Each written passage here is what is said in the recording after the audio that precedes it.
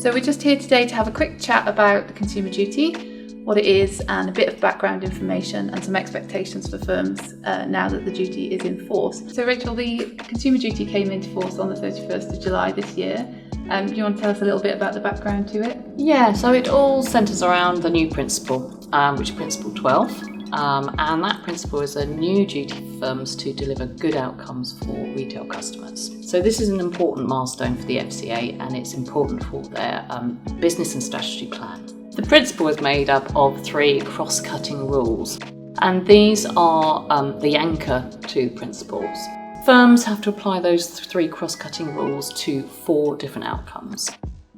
So now that the rules are in force, what do firms need to be doing that they weren't doing before? So firms should have put in place an implementation plan to how they're going to implement the Consumer Duty. If they haven't already done that, then they should make that a priority now. I think at the moment there's a lack of benchmarking really on what firms need to do under the new duty and whether they're doing enough to meet the obligations that have been created by the FCA. It's difficult to be across all of the rules when they are relatively vague and require firms really to make their own methodologies on how they're going to implement the duty. That's really the main concern at this point. It's a change for firms, isn't it? Because they've got to apply principles rather than rules.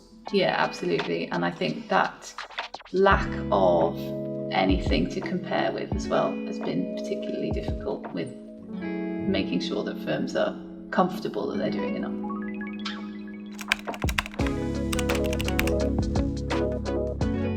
Yeah, I think it's probably helpful for firms to consider the new duty as a lens through which the FCA is going to be looking at firms' regulatory obligations in general, what firms are doing that is likely to create a good outcome for customers, what firms are doing that may create a bad outcome for customers, what they're doing about it, so how a firm is taking steps to improve the situation for those customers and seeking to avoid similar issues in the future.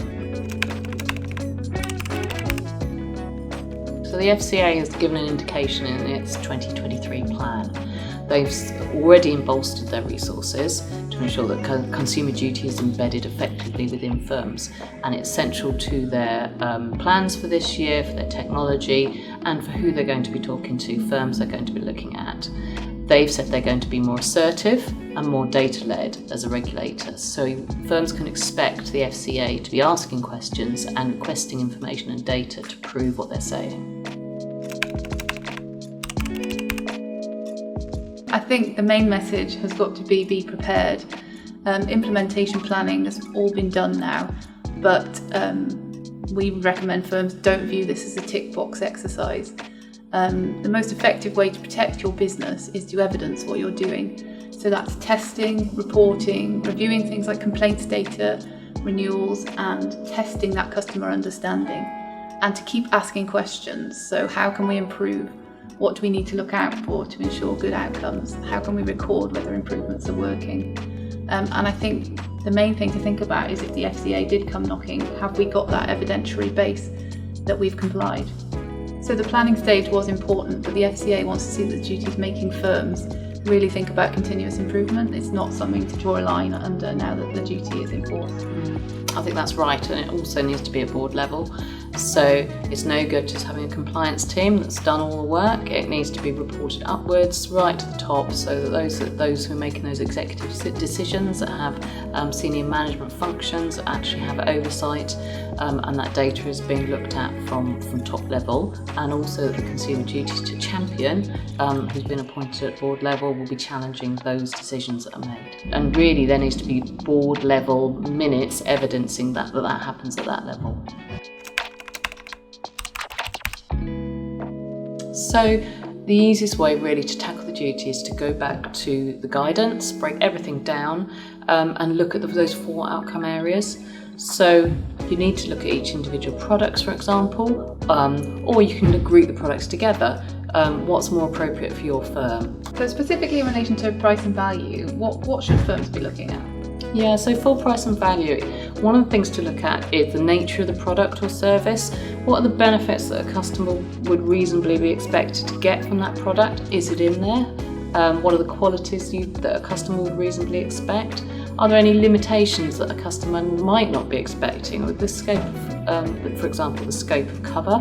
And if it's unusual, that scope, is it clear to a customer? And then the expected total price. So how much do customers expect to pay? What's included in those fees? Is it clear? Do the fees cover the lifetime of the relationship between the customer and the firm, or are there further fees that a customer might not expect?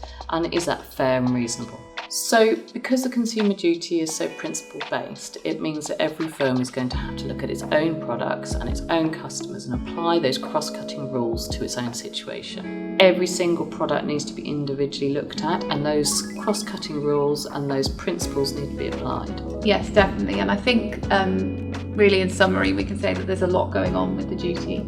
And if firms have got any questions, they can absolutely get in touch with us at any time, and we'll do our best to help out where we can.